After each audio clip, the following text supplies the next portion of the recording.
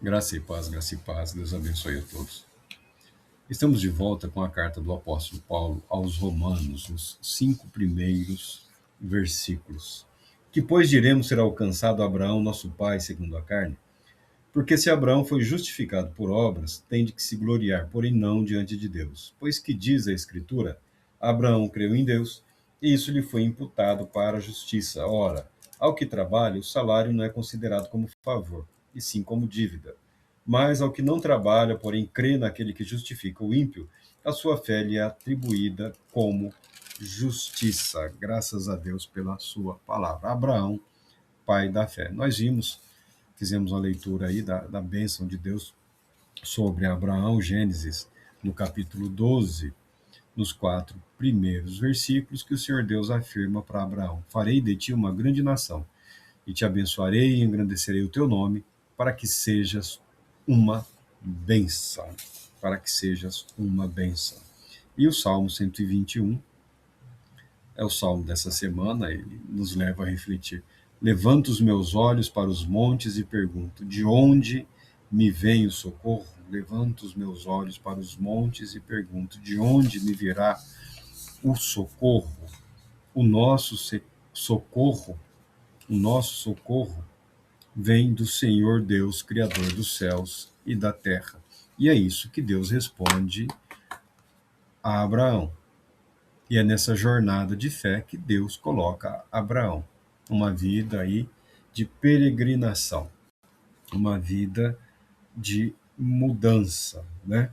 Abraão nunca se fixou propriamente e nunca conquistou terra nenhuma, a não ser o túmulo que ele comprou lá do rei dos heteus, onde ele sepultou Sara, sua digníssima esposa. Então, o túmulo foi a única posse que Abraão, de fato, teve nesta terra. Ainda assim, Abraão celebrou a fidelidade de Deus em todos os dias da sua vida e através da sua vida. E através da sua vida.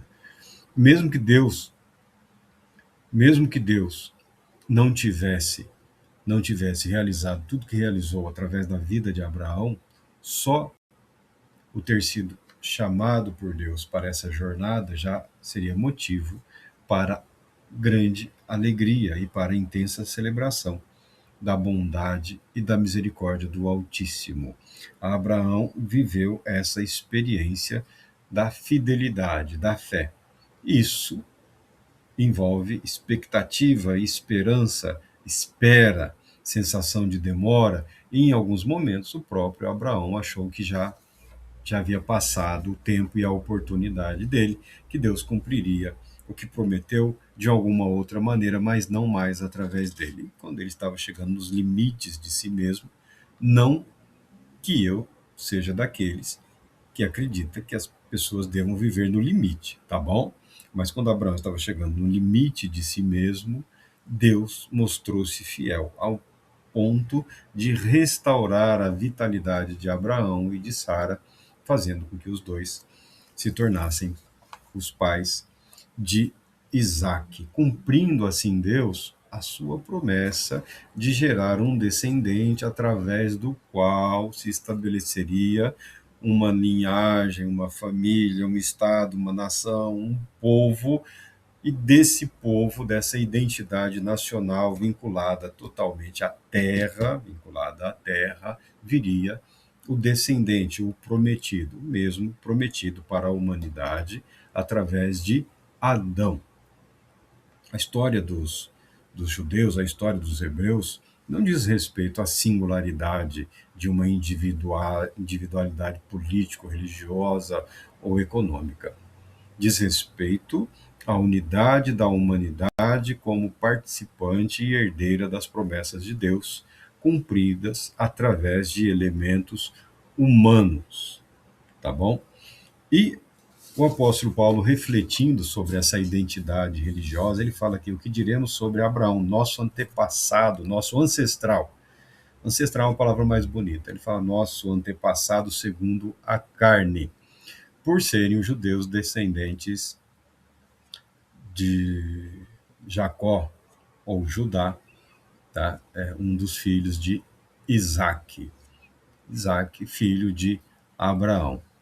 Mas não são os únicos descendentes de Abraão sobre a face da terra. Se você pega a Bíblia lá, pega os textos no livro de Gênesis, pega as descendências, pega os filhos de Abraão, você pega a enciclopédia, vê as regiões para as quais eles se deslocaram, onde se estabeleceram, os povos, os inúmeros povos que ali se formaram, você verá que é um grande contingente que pode dizer exatamente o mesmo. A questão sobre a qual o apóstolo Paulo está refletindo é uma questão maior. É a vinda do Messias, é a vinda do Redentor, é a vinda do Cristo Jesus. E o que isso significa no contexto da descendência de Abraão. E o que isso significa para aqueles que não são descendentes de alguma linhagem que se formou através de Abraão, os chamados gentios, que nos dias do apóstolo Paulo envolvia na cabeça dos judeus, tinha eles, os judeus, e os gentios, ou seja, os 99% da humanidade, tá? Era assim que eles pensavam, era assim que eles pensavam. Então tem alguns textos bíblicos que você precisa compreender essa questão da formação da identidade nacional, principalmente da identidade político-religiosa dos judeus, tá? E para poder se afastar dessa identidade político-religiosa e pensar em termos de promessa de Deus para a humanidade, conforme o apóstolo Paulo ou o rabino Saul consegue fazê-lo. Eu nem escolheria o apóstolo Paulo como, como apóstolo, tá bom? Eu nem teria escolhido ele. Eu teria escolhido aquele jovem, o Estevão. Se você pega o discurso do Estevão, depois do qual ele foi assassinado, né? Ele foi apedrejado, inclusive com autorização do rabino Paulo, do rabino Saul, ou Saulo aqui, como você queira dizer, o discurso daquele jovem, do Estevão, ele é super contundente, ele vai direto ao ponto. Ele vai direto ao ponto, né? Na minha opinião, seria uma escolha fantástica para ser o missionário, para ser o apóstolo aos gentios, mas, sabendo que Deus Todo-Poderoso sabe exatamente o que ele está fazendo, ele escolheu esse rabinão aqui, tá bom? Que nos seus dias, que no seu auge da juventude, do seu vigor, ele não era nada mais, nada menos do que um fanático político religioso, tá? Disposto a permitir o assassinato, disposto a prender, disposto a torturar qualquer um que não estivesse seguindo ali a cartilha dos rabinos de Jerusalém. Esse é o homem que Deus escolheu, tá?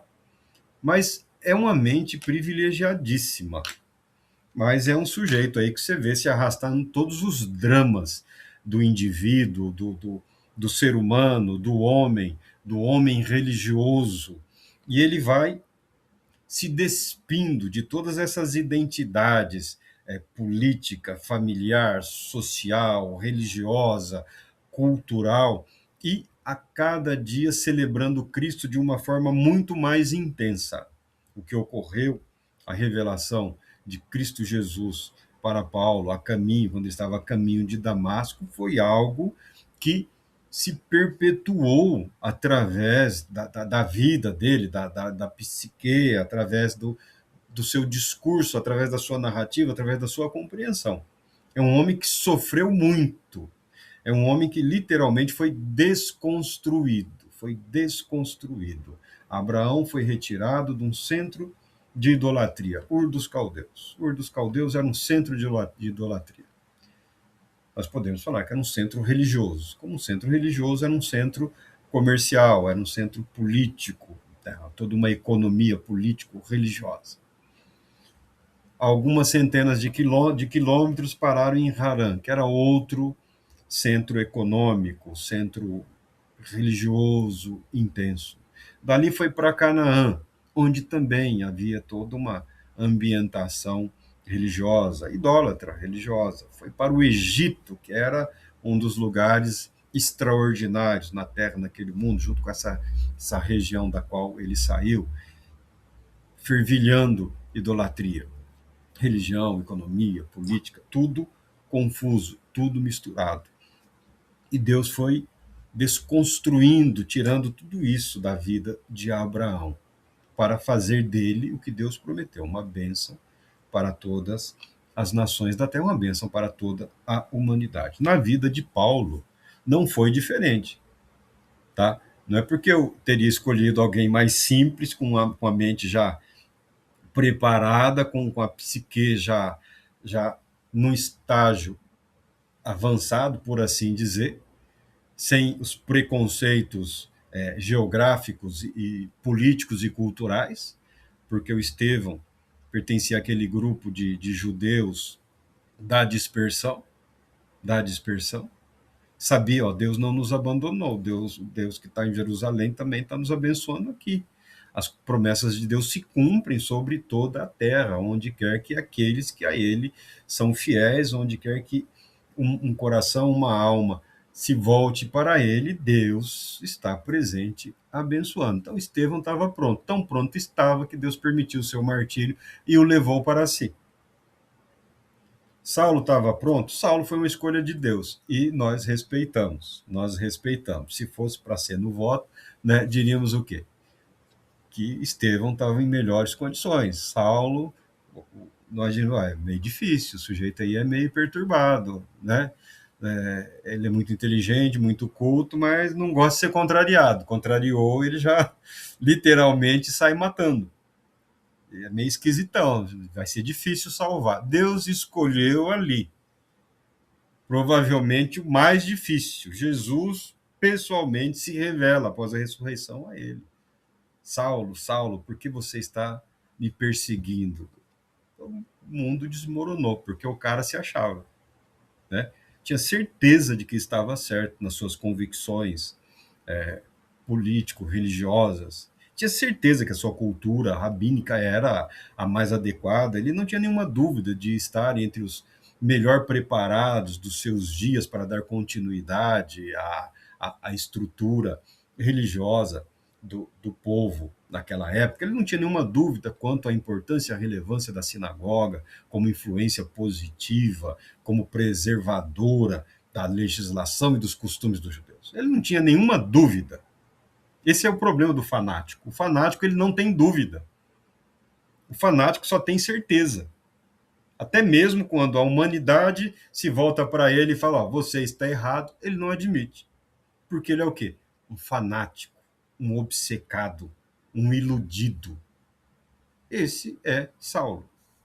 E Deus escolheu esse sujeito. Louvado seja Deus por isso. Não estou contrariando o Todo-Poderoso. Só estou deixando o meu registro aqui. Porque é como diz a Bíblia, né? Deus escolhe as coisas loucas deste mundo. E se tinha um que estava ali fronteiriço, era esse rabino, né? O nosso apóstolo Paulo. Os judeus não gostam muito que chamem ele de rabino, que se sentem ofendidos. Jesus, eles até falam, não, vocês estão sendo enganados, tal, mas quando você fala do rabino Saulo lá, eles têm um ódio ancestral em relação a isso, porque ele foi considerado um traidor. Aliás,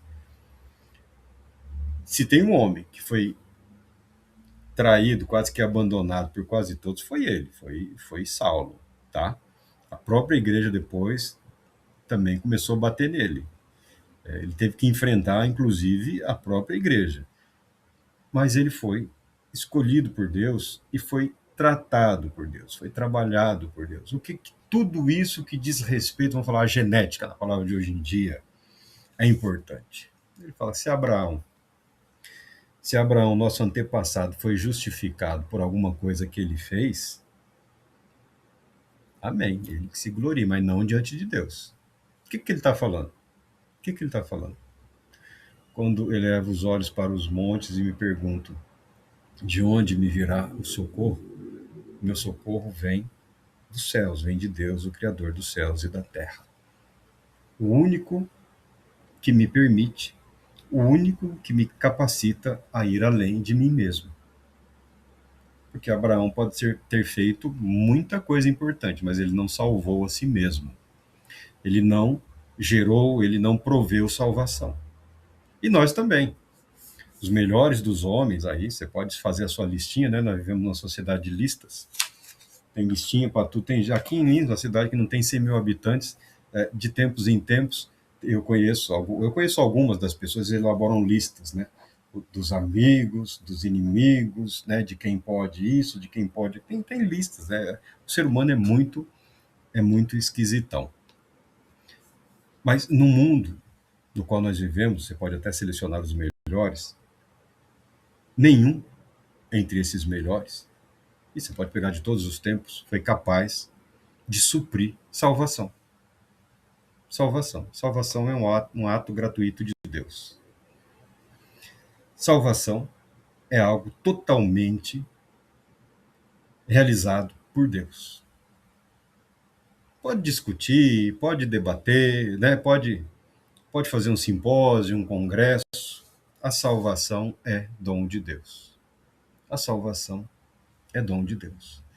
Então, o apóstolo Paulo, olha que chocante é o discurso dele. Veja o homem, veja o servo de Cristo Jesus. Se ser descendente de Abraão significa alguma coisa, não diante de Deus, não no que diz respeito à nossa salvação. Porque até agora, até aquele momento, nada do que a humanidade havia feito a tornou justificável diante de Deus. E como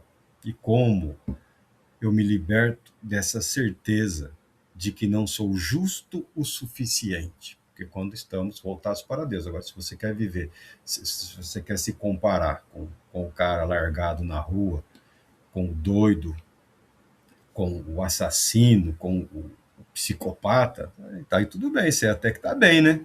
Agora, quando comparado ao padrão estabelecido por Deus, esse padrão cria uma linha chamada pecado e toda a humanidade está abaixo dessa linha.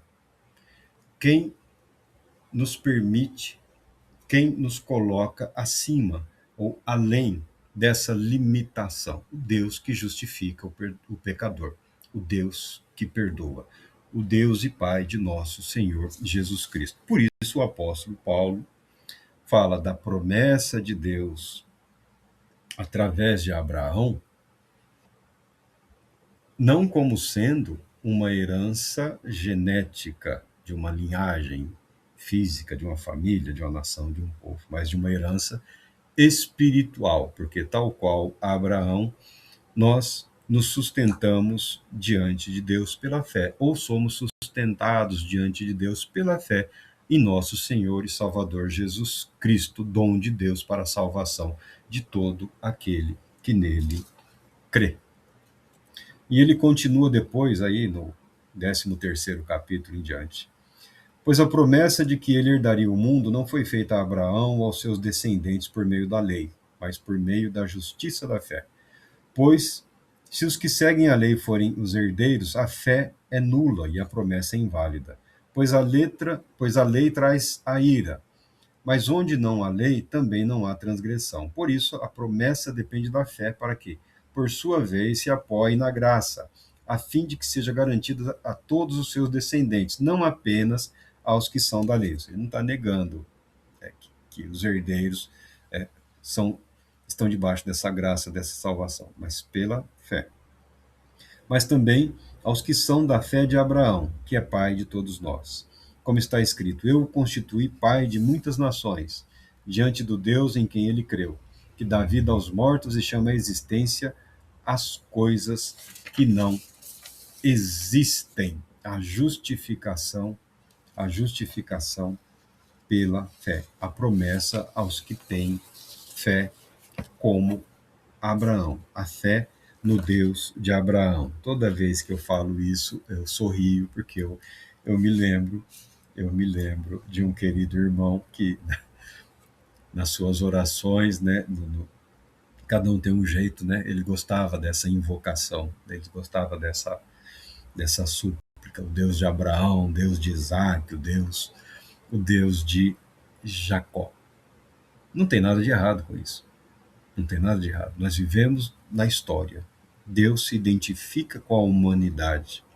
A Bíblia, quando fala do chamado de Deus a Abraão, o coloca na cidade onde ele vivia, fala a idade que ele tinha, fala da família que o acompanhou. Não é um relato mítico, é um relato real. É Deus intervindo na história da humanidade para justificar pela fé aqueles que creem. Porque a Bíblia fala, pela graça sois salvos. Meu irmão, você já está na graça. Você já é candidato seríssimo à vida eterna, praticamente eleito. A posse vem no dia do juízo, né? No dia vai ter um juízo. Não adianta se iludir, tá? Não adianta dizer, não. Julgará os vivos e os mortos. Teremos um julgamento, sim. E sabemos que, pelo padrão de Deus, estamos debaixo de condenação, mas graças a Deus que tem um livrinho lá chamado Livro da Vida, daqueles que confessam o bom nome, daqueles que confessam o bom nome de Cristo Jesus e procuram voltar as suas vidas para a verdade de Deus revelada através de Cristo Jesus, a nossa esperança, a nossa confiança, é a que a Bíblia declara, aquele que tem os seus nomes inscritos, não é aqueles que escreveram seus nomes na história da humanidade, não, aqueles que têm os seus nomes inscritos no livro da vida. É uma referência a Cristo Jesus esse livro, tá bom? É uma referência, tá? Não precisa ficar preocupado com contabilidade celestial, é uma referência. Porque Jesus é aquele que diz: eu sou o caminho, eu sou a verdade, eu sou a vida. Você vive pela fé em Cristo Jesus. Tudo que podemos ser, tudo que Deus capacita a humanidade terá plena execução pela fé em Cristo Jesus ao longo de toda a eternidade. Aqui nós temos essas batalhas, essas lutas nas quais somos constantemente socorridos pela mesma graça, pelo mesmo favor, pelo mesmo amor, pelo mesmo Deus, pela mesma fé que nos justifica. Esse é o mesmo Deus que nos socorre nas nossas angústias e nas nossas aflições. Então pode ficar tranquilo, tá? O seu nome está guardado em Cristo Jesus. E o seu nome será pronunciado, proclamado, porque ele é a fiel testemunha. Nos transmite a ideia de alguém dizendo, de Cristo Jesus dizendo o nome ou os nomes, e todos aqueles chamados, todos aqueles que têm os nomes inscritos ou escritos, são transportados para o reino do eterno Deus por toda a eternidade. É essa a linha através da qual o apóstolo Paulo acaba desenvolvendo as suas narrativas, as suas cartas, procurando com isso corrigir ali os desvios das igrejas, que aqui ou acolá, como toda igreja, como toda instituição humana, tem a tendência de parar onde não deve ou de tentar seguir por onde foi proibido. E ele reconduz. E o grande tema aqui é a justificação pela fé, nos mesmos termos com os quais Deus justificou Abraão, o pai da fé. O que Deus exige de nós? Fé. Fé. Fé sem a qual é impossível agradar a Deus. Fé de que Deus é fiel. Deus Todo-Poderoso te abençoe, te proteja e te